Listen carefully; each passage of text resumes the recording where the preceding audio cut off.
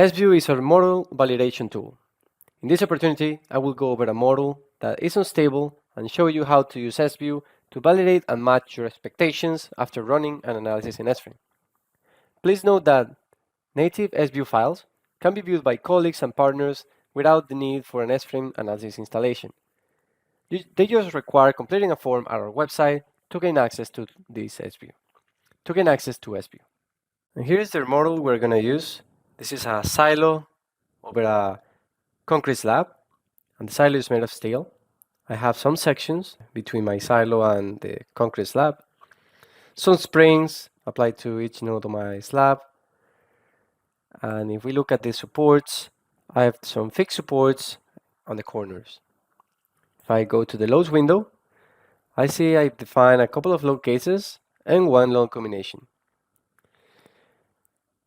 The hydrostatic pressure load I define goes from bottom to top 50 kilonewtons per meter square to 1 kilonewton per meter square, and is applied to the face of my silo.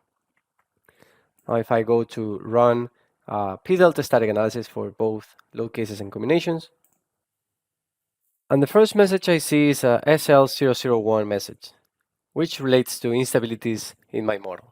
Of course, you can take a look at the deflection and forces to see if they match your expectations, but I'm just going to go to run SView.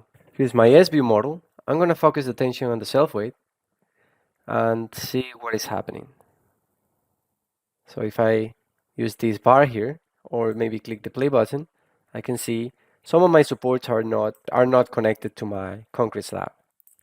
Maybe I can take a look at my model, so I can see clearly some shells are changing in color, meaning that these are made of other type of material. So SView helped me by looking at this, and I can go into SFrame and fix these two issues. I go back into SFrame, my geometry window, I select the front view, I can see the issue now. So these two nodes are not connected to my concrete slab, and for material I have some aluminum applied to some of my shells. This can be easily corrected. I just need to move these two joints to the base, so they are at the same level as my concrete slab. But remember to mesh these again, because if you bring the joints to the same level, that doesn't mean that the shells and this joint will be connected. So you will require deleting this mesh and remesh your model, which I did. I have another model right here. Let me open it. Here's a similar model, but on this occasion, I just assign the same material and put this joint at the same level of my concrete slab and make sure that it's all well connected, as you guys can see here. If I run again an analysis, and this time I'm not getting any instability messages. I'm receiving an element of poor quality message, which is related to some of my triangular shells.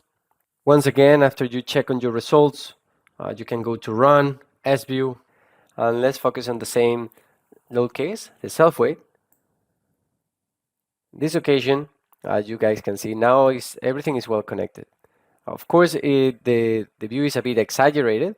I made it on purpose so you guys can see the behavior. The nodes on the corners cannot move at all in any degree of freedom, but I have some springs assigned here to the rest of my nodes in the slab. And I also fix the material. Another thing worth checking, since I have shell elements and I assign a pressure load, you guys can select your hydrostatic pressure load and maybe select a contour view. And you can see different contours for the panels, maybe the stress, von Mises, the one in the middle. You can change to different options here and click generate. And this will show generation of the contours according to this hydrostatic load right here. If you would like to see the actual values, you can go to visualization, display the legend. So let me click generate again. And don't forget to display the text. Now you can see the von Mises values.